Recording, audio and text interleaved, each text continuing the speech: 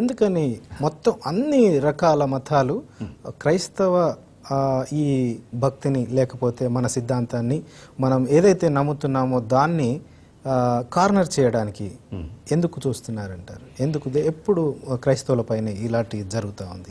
చాలా ఎక్కువగా ఫోకస్ మాత్రం క్రిస్టియన్ ఫెయిత్ మీదనే ఉంటుందండి, బైబిల్ మీదనే ఉంటుంది. దానికి ఎన్నో కారణాలు ఉన్నాయి. బట్ నేను గ్రహించిన కొన్ని కారణాలు ఏమిటి అని అంటే, క్రిస్టియన్ ఫెయిత్ బిగినింగ్ నుంచి కూడా మిషనరీ ఫెయిత్గా ఉంది. ఓకే, మనము నమ్మేది సత్యం, సత్యాన్ని ఇతరులకు అందిస్తే తప్ప వాళ్ళు సత్యాన్ని ఎరిగి స్వతంత్రులు అవ్వడానికి అవకాశం లేదు, వెలుగులోనికి రావడానికి అవకాశం లేదు, జీవంలోనికి రావడానికి అవకాశం లేదు అని బైబిల్ని బట్టి మనం నమ్ముతున్నాం. కాబట్టి సత్యాన్ని ఇతరులకు అందించాలి అనే ఆ ప్రేరణ బిగినింగ్ నుంచి మనకుంది. సో మీరు సర్వలోకమునకు వెళ్ళి సర్వసృష్టికి సువార్తను, ఎందుకని ఇది అందరికీ సంబంధించింది కాబట్టి ప్రకటించమని మనకు ప్రభు ఆజ్ఞాపించారు. కాబట్టి ఆ ప్రకారం మనం వెళ్తున్నాం.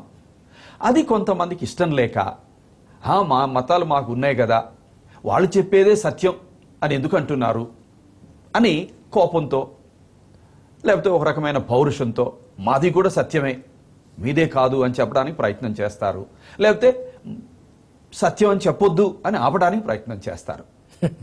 సో ఇది సహజమేనండి. బట్ ఇది సత్యం అని చెబుతున్నప్పుడు మనం అవతల వ్యక్తిని గౌరవిస్తున్నాం. ఎలా గౌరవిస్తున్నామంటే, ఇది సత్యం అని మనం ఎవరికైతే చెబుతామో వాళ్ళు గ్రహించగలరు అని వాళ్ళ మీద మనకు నమ్మకం ఉంది. వాళ్ళు సహేతుకంగా ఆలోచించగలిగిన సత్తా కలిగిన వారు అని మనకు నమ్మకం ఉంది. అలా లేకపోతే పోనీలే మూర్ఖుడు ఏదో నమ్మాడని వదిలేస్తాం. కానీ అది సరైన దృక్పథం కాదు. ఇప్పుడు ఏదైనా ఒక వ్యక్తితో నేను మాట్లాడుతున్నానంటే ఆ వ్యక్తిని నేను గౌరవిస్తున్నాను, ఆ వ్యక్తి చెప్పేదాన్ని వింటున్నాను, ఆ వ్యక్తి నేను చెప్పేది గ్రహించగలడు, గలుగుతుంది అనే నమ్మకం నాలో ఉండబట్టి ఆ వ్యక్తికి ఆ విలువిస్తూ నేను మాట్లాడుతున్నాను.